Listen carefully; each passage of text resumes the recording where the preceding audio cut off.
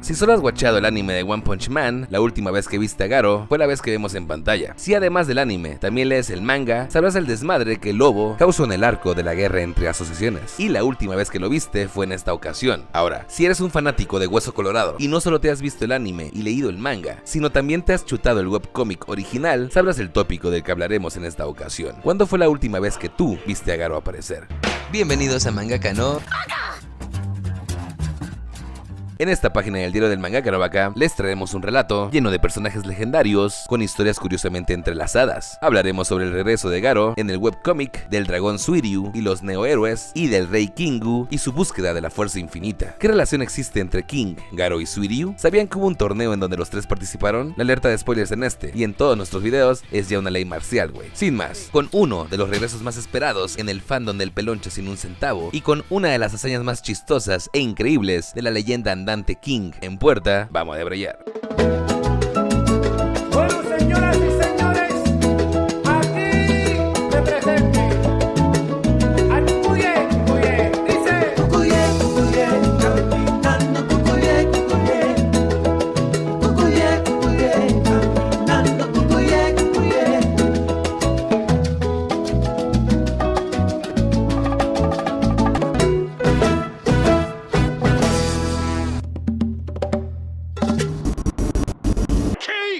Como antecedente, posterior al arco de la guerra entre asociaciones, las apariciones de Garo difieren notablemente entre sus dos versiones. En el webcómic, posterior al desmadre apocalíptico causado, Garo no se reintegra a la sociedad de manera abierta. Este pasa un rato en el exilio entrenando y posteriormente lo vemos con un perfil bajo, manteniendo una vida honrada y chambeadora. En el manga, posterior a su escapada, vemos a Garo reintegrándose a la vida de discípulo de un dojo, como si nada. Este no solo es sapeado cada vez que Ban quiere, sino que en los capítulos más recientes nos lo ponen como un estudiante marcial con corte bonachón y una apariencia en definitiva más adolescente. Les juro que cuando vi estos paneles la primera vez pensaba que era un flashback de un Garo más joven. Pues no, resulta que este Garo bonachón es el Garo posguerra entre asociaciones. De este intento de Garo hablaremos en otra ocasión. En este video nos centraremos en el regreso del Garo del webcómic. El chingón pues, la primera vez que vemos al discípulo de Bank en el webcómic, posterior a todo el desmadre causado, fue en el capítulo 111. En este chapter, el dios King, cansado de ser un charlatán y buscando un verdadero maestro marcial, se embarca en una travesía en búsqueda de un dojo. Ante la rotunda negativa de todos los maestros marciales con los que se topa, este es mandado al terreno de entrenamiento final, ubicado dentro de una cueva en el manga, en un bosque en el webcómic. El campo de entrenamiento final era un sitio legendario en donde solo aquellos que habían obtenido un poder descomunal llegaban a entrenar. Se decía que en esta montaña los guerreros se encontrarían con su verdadero yo, desarrollarían una fuerza más primordial y en pocas palabras alcanzarían la iluminación. Pues bueno, cuando King llegó a este sitio final de entrenamiento, se topó casi de inmediato con un monje momificado. Esto, como se esperaría, fue motivo suficiente para que King pelara las patas del lugar. En el manga, la supuesta momia no está muerta, es solo un güey dormido. Sin embargo, en el webcómic, en su escapada del dojo, te topa con la cascada ya mencionada previamente, dentro de la cual una silueta meditaba. La silueta no era otro más que el hermoso de Garo. Este es el primer panel en el cómic en el que vemos a Garo posterior a todo el desmadre cósmico. Cuando King vislumbra a Garo, su reacción fue la esperada. Este se piró temblando ipso facto del lugar. Garo, por esta mirada, se dio cuenta de la presencia del rey, pero lo dejó ir. Me gustaría profundizar en este encuentro un poquito, ya que es interesante. En el manga, King nunca se topa con Garo, solo vislumbra la silueta de Manako. ¿Por qué quitaron de la trama este encuentro tan épico entre Garo y Kingu? Que al final Garo resultara el maestro que tanto necesitaba Kingu para no ser aplastado, sería hasta poético, viejo. Hay pocos personajes con el poder de Garo y su entendimiento del entrenamiento estructurado. Esto le daría a King uno de los mejores maestros marciales que podría tener, y a Garo un defensor influyente con un estatus casi intocable en el mundo One Punchesco. Una simbiosis perfecta, papi. Ahora, el regreso oficial de Garo en el webcómic, no solo una miradita, lo tenemos en el capítulo 133. Posterior a su vida recluida en las montañas, Garo bajó a la ciudad en búsqueda de una vida tranquila y chambeadora. La chamba que consiguió, cargador de mudanzas. Me imagino que Garo pensó que así mataba a dos pájaros de un tiro. Se ganaba la papa y se ponía mamado mientras trabajaba. Por la camioneta y el logo, Mudanzas Castores se encargaba de la mudanza de casas enteras. No obstante, lamentablemente para Garo, una vida común y corriente no es lo que le esperaba. esperaba. Los neohéroes tenían otros planes. Los neohéroes, para los que no estén al tanto del manga o del webcómic, son un grupo de héroes más o menos recientes que fungen como autoridad alternativa a la asociación de héroes. Son su competencia, pues. Esos neohéroes, además de un dinero abundante para el reclutamiento, desarrollaron trajes de combate similares a los que le vimos en su momento al pelonchas huevonazo de Hammerhead. Sin embargo, a diferencia de su traje, la versión desarrollada por los héroes Neo son de una gama mucho más avanzada. Se encuentran mejor desarrollados. Se rumora que el mismo Metal Knight está detrás de su creación. Estos trajes de combate pueden leer al instante las señales nerviosas del cuerpo y sincronizarlas con los músculos artificiales del traje, generando de inmediato un aumento en la fuerza, velocidad y durabilidad general del usuario. Ahora, el primer ataque Sucker Punch de los neohéroes llegó de la mano de dardos tranquilizantes. Los chamacos sabían muy bien con quién lidiaban, y más que intentar confrontar directamente a Garo, preferían sedarlo y capturarlo sin entablar combate directo. Lamentablemente para estos, el cazador de héroes estaba a muchos niveles por encima de ellos, incluso con trajes tecnológicos y todo. Los neohéroes fueron brutalmente madreados. Al ver su increíble poder, el dueño de Mudanzas Castores escapó del lugar de los hechos, pidiendo ayuda a grito pelado.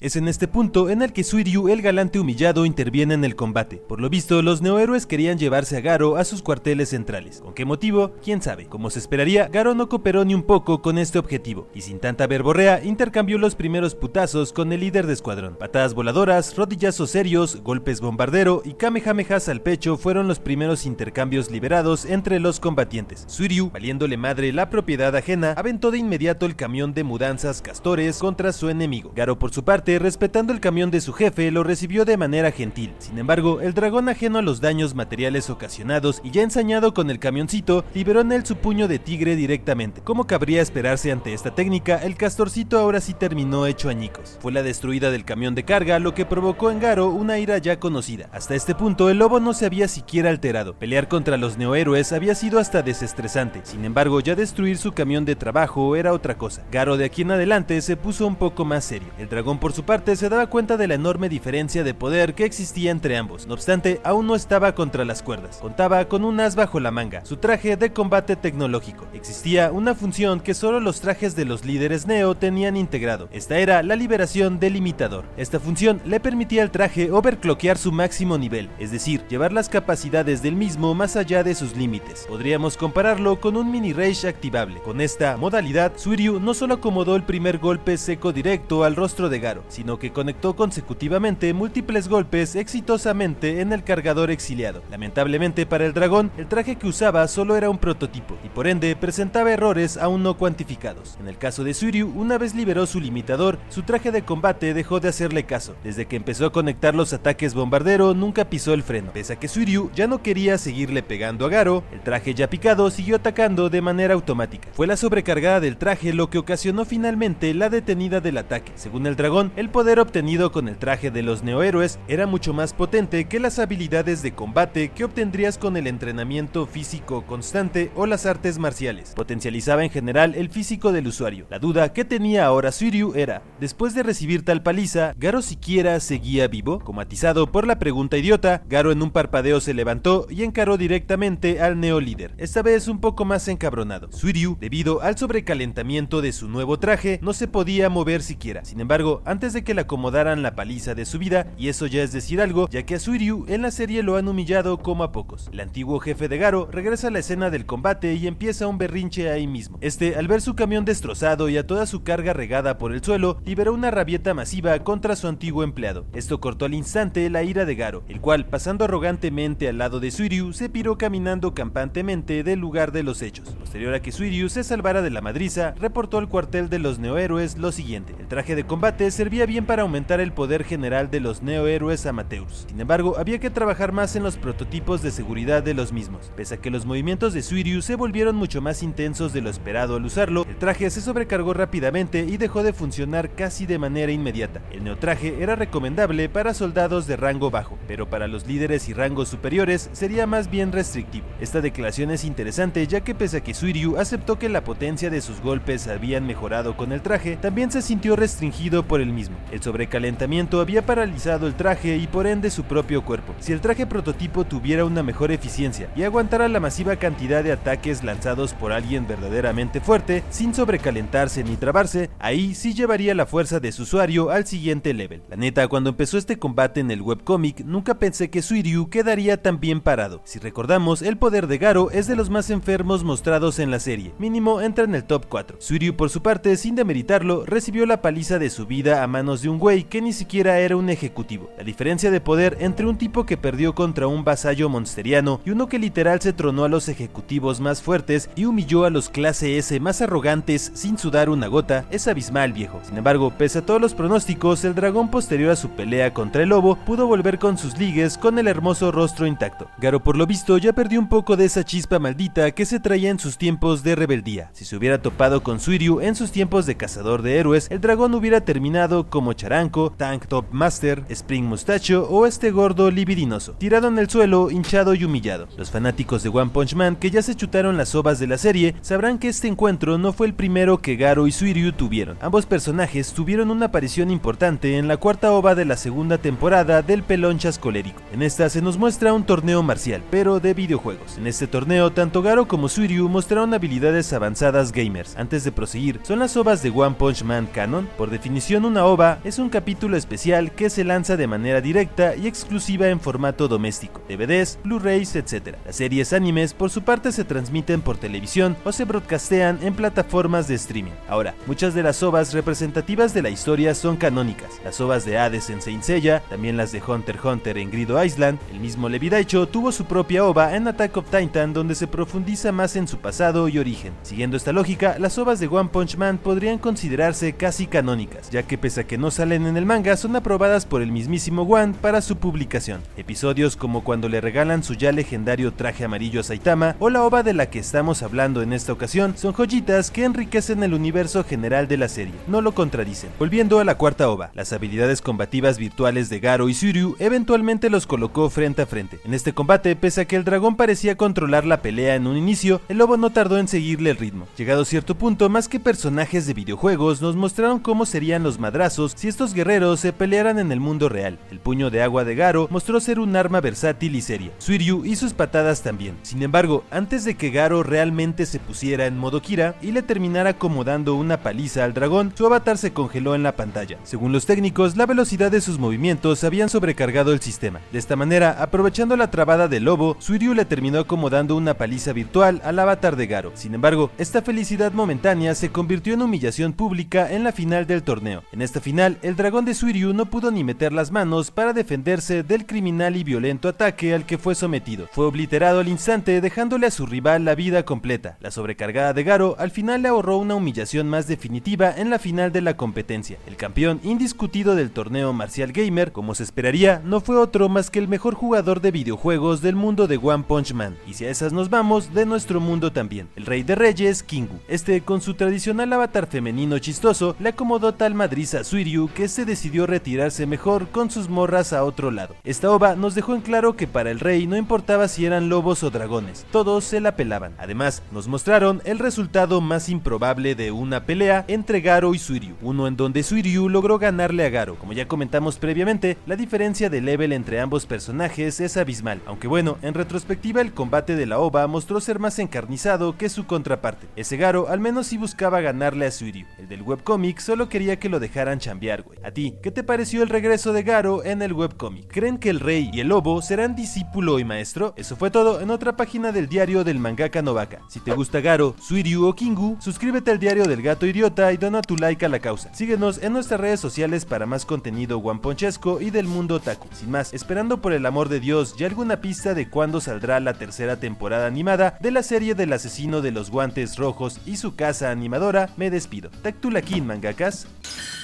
お茶もらえる